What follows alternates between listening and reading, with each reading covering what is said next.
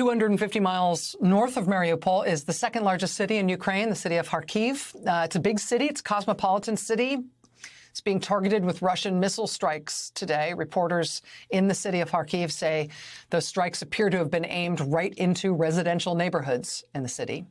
The New York Times had two reports out of Kharkiv today reporting on what appear to be adjustments in the Russian strategy in this part of the war, trying to avoid the same mistakes that they made in their initial invasion when they went in all over the country, when they tried and failed to take the capital of Kyiv. The New York Times today, quote, Russia has launched a new campaign with a narrower goal, focused primarily on capturing Ukraine's east, and it promises to be much more methodical, according to Ukrainian and U.S. officials. Instead of lightning attacks from the Russian front lines, Moscow's forces have increased their artillery barrages and sent small detachments of troops to probe Ukrainian lines. Known as shaping operations in military circles, these smaller Russian attacks are often precursors to larger troop movements or to serve as a distraction from other fronts. Joining us now from Kharkiv is the correspondent for the New York Times, who's the lead byline in both of those reports. His name is Thomas Gibbons-Neff. Mr. Gibbons-Neff is the Kabul bureau chief for the New York Times, but he spent the last month reporting on the ground from Ukraine. He brings unique experience to this reporting job. He's also served our country as a Marine infantryman with 2 tours in Afghanistan. Mr. Gibbons-Neff, thank you very much for joining us. Hey, thanks for having me. So we've been following your reports from Kharkiv and your reports from all the reporting that you've done in Ukraine closely. Can you just give us an update on the scale of what's happening in terms of this phase of the war and what Russia appears to be trying to accomplish? Right, it's tough. And, as you had kind of read in the articles that we had written, they have narrowed their focus, right? They have thousands of troops kind of located in the east, preparing for a larger offensive, but taking much less ground than they had set out for in February. So that just looks different this time. Instead of having armored columns and infantry advances and helicopter insertions, they're kind of advancing very slowly from predetermined front lines that they've established in the last month and a half, 2 months. So a lot of that's going to look like a lot of artillery fire, and then slowly moving their troops underneath that artillery fire as they weaken Ukrainian positions.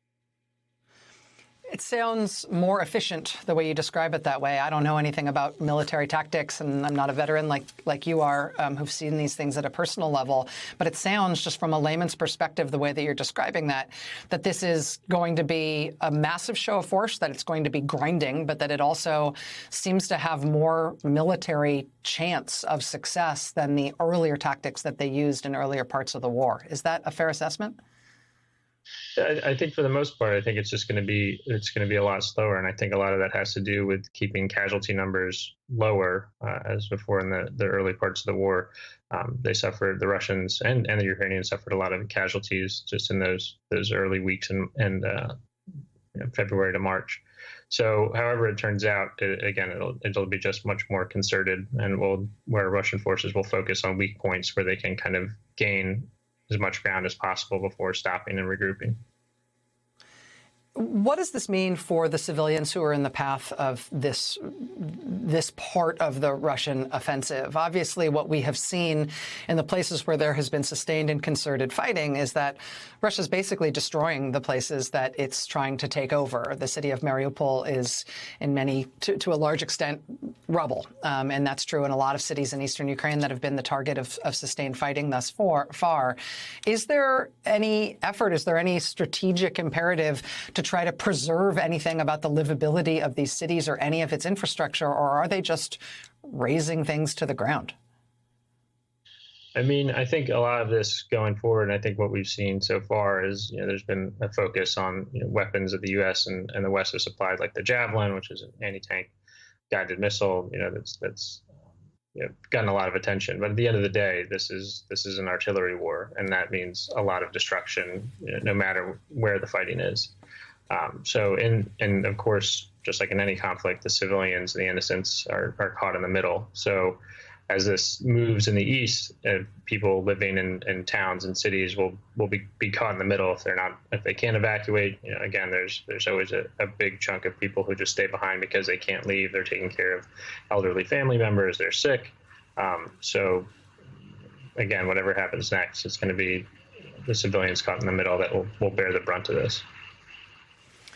In the United States, there's been a lot of attention to the shift in what the U.S. government is providing, that the U.S. is providing artillery rounds and howitzers and the other kinds of weapons that at least echo the way that Russia's fighting its side of the war. Do you believe that any of the weapons shipments from the United States, from the European Union, from any of Ukraine's other allies could make a difference? Is there enough materiel that can be moved into Ukraine to help them find some sort of equipoise in this conflict, or even to turn the tables?